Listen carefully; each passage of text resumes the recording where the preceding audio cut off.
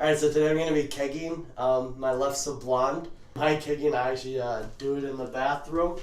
Yeah, this is kind of my setup right here. I'm going to fill it up, sanitize it, blah, blah, blah. And I mean, I don't know how well my setup's going to be going. So today I'm going to show you a loose format on how to keg beer with a ball lock keg. And so this ball lock keg right here obviously has a fill port up at the top. I've only been brewing for like a couple of years. I mean, and I'm just started kegging too. This is going to be my second time kegging. So I'm not too good with all the technical terms, but I know how to do it. So then you have an inlet line. That inlet line, mine aren't marked on here. So the inlet line is going to be for your CO2 or whatever gas you're doing, but 99% of the time CO2. And then you have the outlet line, which is your liquid feed line. And so what I can actually show you, thank God, because I'm using a webcam or whatever, as you can see there's a stem that goes inside. Let me see if I can angle this. Inside, see that stem right there? So that stem is actually the liquid inlet for your keg. So with your keg, so you have that liquid inlet. So if your pressure is consistently like 5 or 6 psi, that 5 or 6 additional psi, because that's, the atmospheric pressure plus that additional 5 or 6 psi. I'm not trying to make this a technical video like scientifically or whatever. Obviously allows for the liquid to flow up into the tap.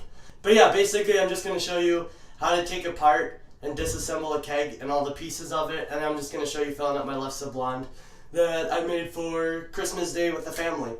So, alright, let's get to it. Alright, so the first thing you're going to use is obviously sanitizer. I like to use Star San. And the nice thing about brewing sanitizers is that you don't have to rinse them out all the way. They're not going to affect the taste of your beer, and they're also not going to make you sick. So at this point in the stage, sanitation's key. If you're a brewer already, you definitely have figured that out by now. And then I don't believe this one has a temperature range on it. Some of these have temperature ranges on them. Nope, this one just says warm water.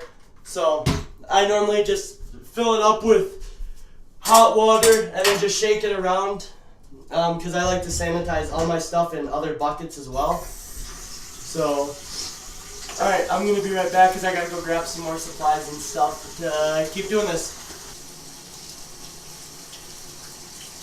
So I just grabbed the first wrench I found, obviously.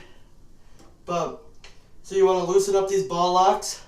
They should, after a couple of twists, come out pretty easily by hand.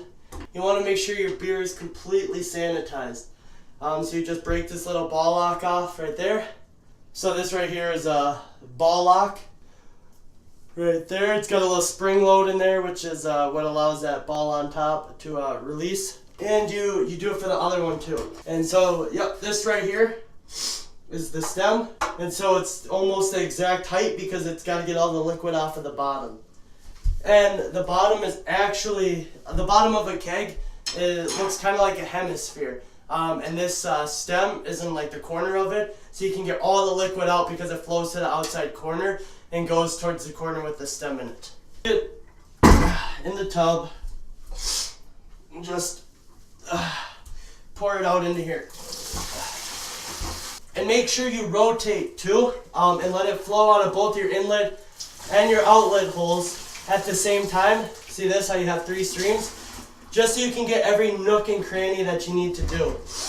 As you can see, I was talking before, you can see that corner right there and see that little indent. It all flows into that corner, and that's because that's where the liquid outline is. Now this keg is pretty much cleaned. So now we gotta let it cool down because you don't want your beer to be any warmer temperature than it has to be. You just let this cool down to room temp while you clean and get ready for all your other supplies. So let's go grab the beer. So now we gotta just siphon that into my keg once it cools down in a little bit. But yeah, So now we're just going to get down to the sanitizing of your stems and ball locks. The sanitizing of your stem is super easy. Let it soak for a minute or two and then just leave it in the bucket until you're ready. And then with these ball locks right here, so since they have the spring, you can push down and release that spring. All you gotta do is just take your pinky and push that pin down and grab the spring. You want to sanitize these separately like that as well. So just go ahead and drop it in there into your sanitizer water, and same thing for this one.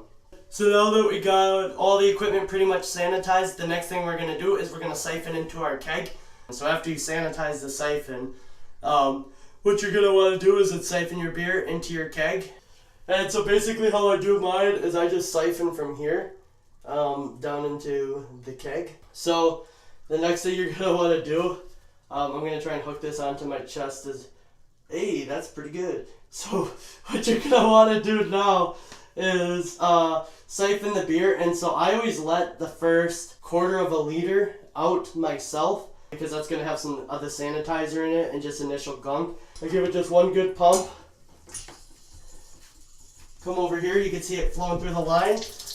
And then as that's happened, and I just wait and then pop her in. Sorry about the shaky camera, obviously I can't do too much about that. And we got some beer being kegged.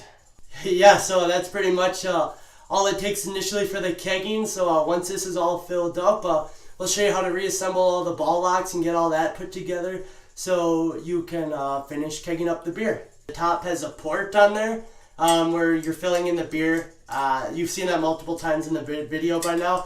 But this right here is actually the top of the keg that locks. So you set it up on top. So say like my hand is the port of the lid. So you angle it down and you set it on top. And all you do is you pull this up and you lift. So you try and lift it so it forms a tight seal with the top. And then you just lift and twist and it pushes on the top of the keg and it just forces the lid upwards while it forces the prongs downwards, and it forms a really tight seal, and you just use some brewer's grease for that to seal it up a little bit better. Now as you can tell, the keg is... SpongeBob, why?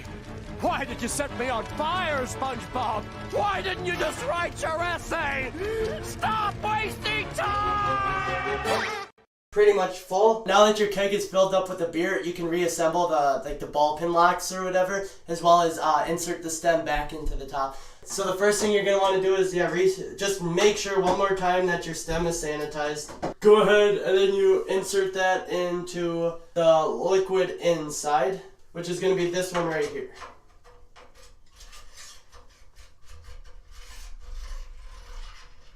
Alright, and so then once you grab out a valve, your little ball lock pin, go ahead and insert that ball lock pin back into your valve as so, and screw it back on top of your keg. Same thing, load, press, set on top, screw it. And now the nice thing about kegs is the threads are super high quality. You don't really got to worry too much about them leaking at all, but you still want to go ahead and just tighten them up really quick.